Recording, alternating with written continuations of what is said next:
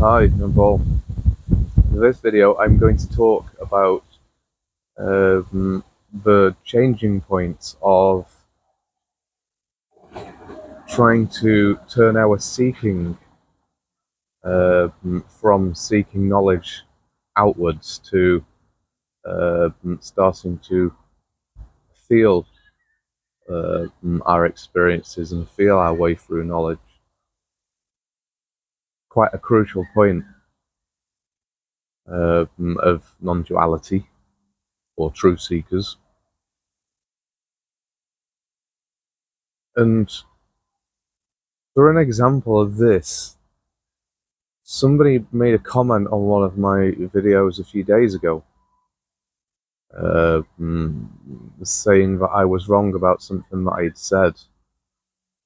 And I was talking about the left hemisphere's two emotions are anger and disgust. And this person who commented said that this was incorrect and that there's no scientific evidence to prove any emotions to any side of the brain's hemispheres. And I thought this was probably a good example to share to show what I mean by turning knowledge from seeking outwards to seeking inwards, or feeling our experiences.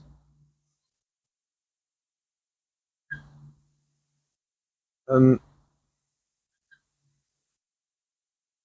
I think what I could say to this is, I think that everybody who's watching my videos is going to be a truth seeker of some sort. I can't see why you would be here if not.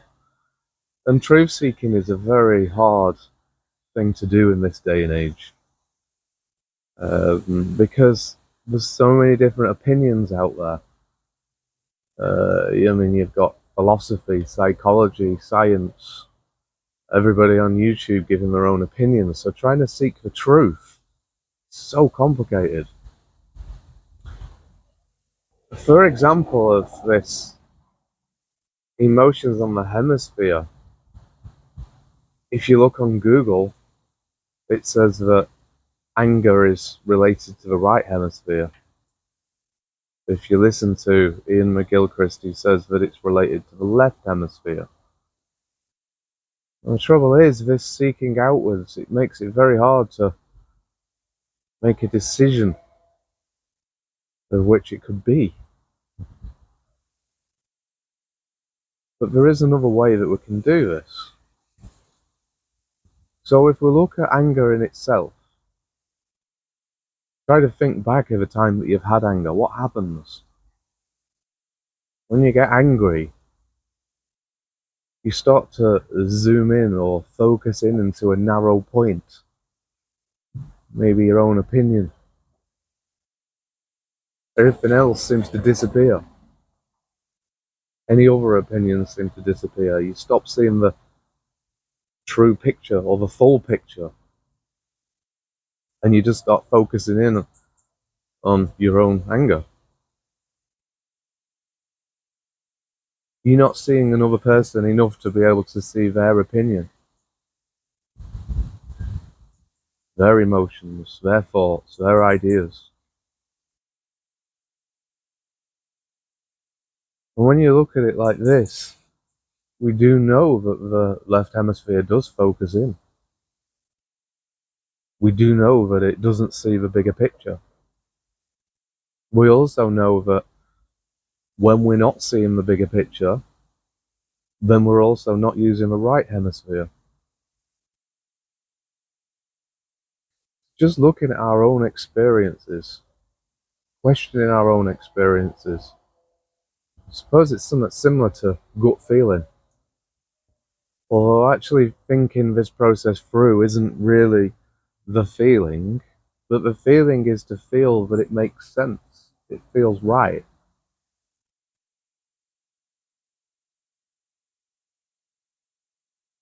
I know a lot of people who are doing truth seeking. One thing you might be realizing is the rabbit hole goes very, very deep. And also, the rabbit hole is very dark. can't see your way through it. The only way through it is to feel. And that is quite true. The only way really to find truth is to start turning within and looking within and seeing your own experiences and knowing what feels right.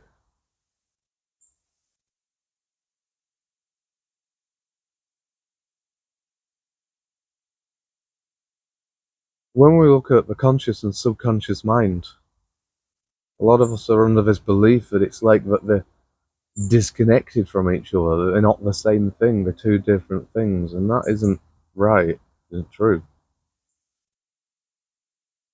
The conscious mind is just the things that we're conscious of. The subconscious mind is all just reasonably hidden from us, but there's no real reason for it to be hidden from us. We can start trying to feel our way through the subconscious mind and start connecting it together with the conscious. And we start becoming more conscious of the subconscious mind. I think that's the idea of awakening.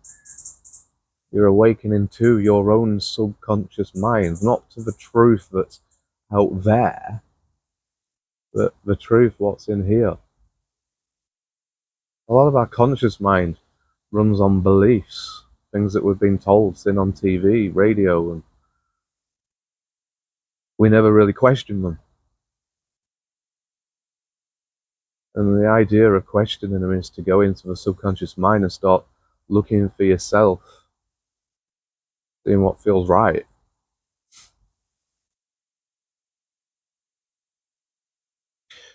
Some of the things which is taught with non-duality, a lot of us who are seeking are still not really questioning a lot of that properly. There's a lot of teachers out there who are saying things in non-duality like, and I keep bringing this up, like thoughts aren't real, nothing exists, there's no such thing as experiences, it's all the illusion. So there's nothing other than conscious. And I just think it's a really bad idea to see it like this. It doesn't describe how to see it for yourself very well. What the idea of this is trying to say that nothing is real, nothing exists. It's more just pointing to, you are not it. That is not you. So if we look at experiences, we can't tell ourselves experiences aren't real and therefore they disappear. They don't. But what it's pointing to is you are not your experience. To have an experience, you need to have an experiencer. And what it's pointing to is you are the experiencer, not the experience. In the same way that a television can't look at itself. A television can't watch itself. To do that, it would have to be the experience of a television and have an experience of watching the TV. So all this is pointing to that nothing really exists, nothing's real, experiences aren't real. It's more just pointing to the fundamental reality, which is you, isn't the experience. You are the experiencer, being the witness to an experience. But we can't wish away the experiences. We can just separate ourselves away from them. When we're searching to try to distance ourselves away from our mind, to try and separate, to find the real self,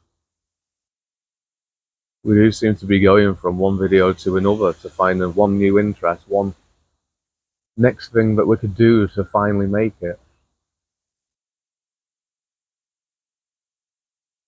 The only trouble is, this is the mind that's doing it.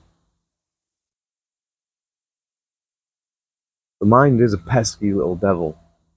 Trick you all the time. You know, for now, maybe you should do meditating to get rid of the mind.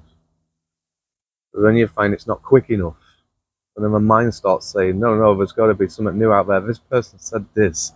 This person's definitely right. This person. And that's just the mind wandering off. depending on what stage you're at, I've got to say meditation probably is one of the best places to start off with, because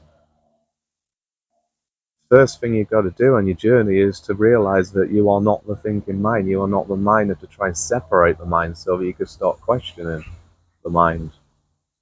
But like I say, the mind is quite a trickster. In your quest to try and kick the mind out the front door, you do kick the mind out the front door, and it just wanders around to the back door, lets itself back in, and then says, well done, you did a good job of kicking that out the door. And then you go, yeah, oh, hang on, who are you? And then you realize it's right back again.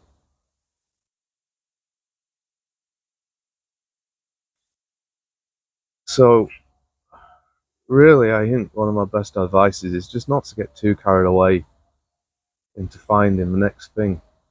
Try and work out where you're at and stay there for a while until you've managed to understand that.